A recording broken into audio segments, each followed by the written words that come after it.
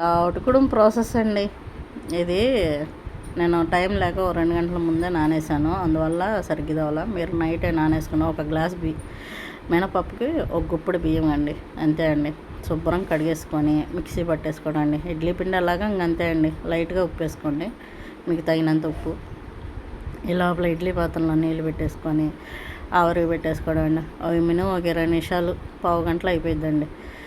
చేతికి అతుక్కుంటే అది అవ్వలేదని, చేతికి అతుక్కుందంటే మాత్రం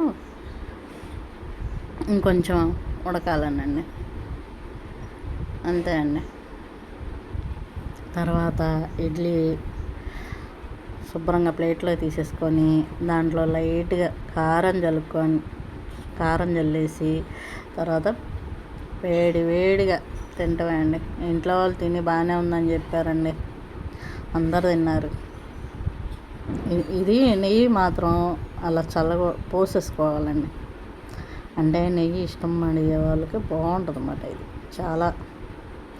ఇది తింటే చాలా బలం కూడా అని చెప్పారు. ఒకసారి ట్రై చేయండి.